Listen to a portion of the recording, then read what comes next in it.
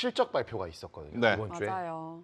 주요 종목들 중에서 그래도 인텔이 좀 눈에 갔었잖아요. 그렇죠. 인텔이 지금 그냥 단순히 인텔이 아니 미국 정부와 2인 삼각처럼 거의 한 몸이잖아요. 그렇죠.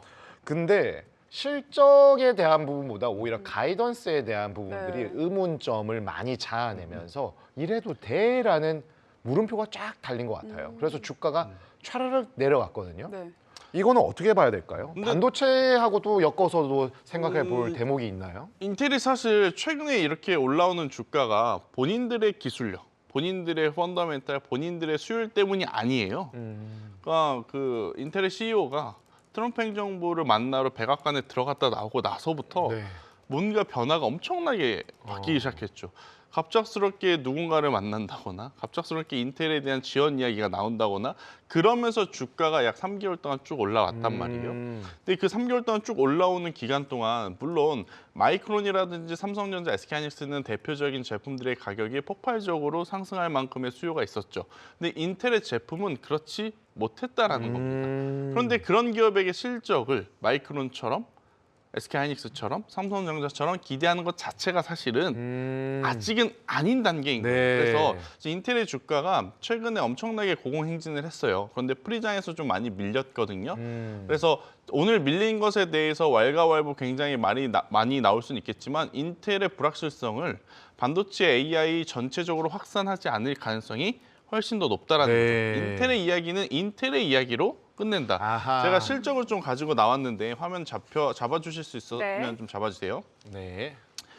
매출액이 괜찮았어요. 네. 매출액이 시장 예상치보다는 괜찮았고 네. 그리고 이제 주당 순이익도 사실은 예상치보다도 괜찮았습니다. 그리고 마진율도 괜찮았는데 뭐가 문제였냐면 결국엔 가이던스. 그러니까 만약에 가이던스까지 좋았다면 지금 네 가지를 보죠. 미국은 실적을 발표할 때 매출액, 그리고 주당 순이익, 네. 총 마진율, 그다음에 가이던스를 이렇게 네 가지를 가장 네. 중요하게 보는데 앞선 세 가지는 예상치를 상회했습니다. 네. 근데 가이던스에서 약간 하회가 나왔어요. 네. 근데 왜 이제 가이던스를 이렇게 좀 적게 잡았느냐라고 이야기를 들어보면 네. 결국엔 수율에 대한 고민인 거죠. 아, 기술력이네요. 기술력에 대한 고민. 그러니까 지금 인텔은 아마 증설을 좀 빠르게 해야 되는 순간일 것 같아요. 그동안 공장을 너무 많이 쉬었던 것 같기도 해요. 아. 아무래도 고객이 찾질 않으니까 그렇죠. 이걸 돌릴 수가 없잖아요. 아, 정말 그래서- 인텔 세대로서 정말 이게 그렇죠, 속상하죠. 격세지감을 예전에는 인텔 없으면 PC가 안 안 됐죠. 돌아갔었는데 네. 그 인텔 지금은- 스티커가 얼마나 나의 그렇죠. PC의 성능을 좌우했었는데. 그렇죠. 그런데 고객이 안 찾다 보니 최소한의 가동률로만 운영이 되었던 이제 기업이 풀케파로 당장 올라갈 수 있다는 건 굉장히 어려운 거거든요. 그럼요. 대신에 이제 이번에 한 차례 물량 소화 과정을 거치고 여기도 이제 증설이라든지 기술에 대한 도입 이야기가 마무리가 되게 되면 정부 차원에서의 지원이 확실하게 들어온 것은 맞아요. 네. 그러한 상황이라 인텔에 대한 추가적인 상승세는 충분히 기대해 볼 수 있겠고 제가 앞서서 어떤 이야기를 드렸냐면 지금 많이 올라온 쪽 굳이 보지 말자. 이쪽은 아, 네. 이미 보유하고 계신 분들이 마음 편하게 더 가져가는 구간이지 네. 없으신 분들이 기웃기웃거릴 때가 아니에요. 아, 신규 진입보다는 기존 보유자들의 그렇죠. 전략적 마이크론 좋다고 판단이구나. 저희가 몇 달 전부터 말씀드렸는데 그러니까요. 그때 안 사고 지금 와서 살까? 이렇게 이거는 아니라는 거죠. 네, 맞아요. 이런 분들에 대해 저도 요새 할 말이 없어요. 네. 아니 그때도 좋다고 그때도 괜찮다고 말했는데 안 사시고 이제 와서 이렇게 되는 거잖아요. 약간 요즘에 종로 기금속방에 금 때문에 막 몰리는 거랑 비슷해요. 비슷하죠. 근데 금도 계속 좋을 거다라고 했는데 이제 막 100만 원? 그렇죠. 이러니까 막 사람들이 더 그렇죠. 가는 거 네. 그런 거잖아요, 그렇죠. 지금. 차라리 저라면 인텔 같은 기업들이 오늘 그리고 다음 주에 주초에 조금은 더 기술적으로 밀릴 수는 있겠지만 이쪽을 모아가는 것도 괜찮다. 어차피 지금 삼성전자도 그렇고 TSMC도 그렇고 파운드리에 대한 수요는 계속 늘어날 가능성이 높거든요. 그러한 차원으로 생각을 해보면 계속 높여가는 것, 따라가는 것도 중요하지만 지금 그동안에 소외받았으나 이제 이쪽도 순환매가 매기세가 들어올 가능성이 높다면 아래쪽에서 출발하는 것을 보는 것도 괜찮다라는 의견 드리겠습니다. 보유자들은 이런 지금 상황에서 걱정을 좀 해야 할까요? 아니면은 좀 어떻게 대응을 하면 좋을까요? 걱정하실 필요 없습니다. 네, 걱정하실 필요는 없고요. 대신에 이제 공격적으로 추가 매수를 할 것이냐 말 것이냐에 대한 고민을 좀 해볼 필요는 네. 있죠.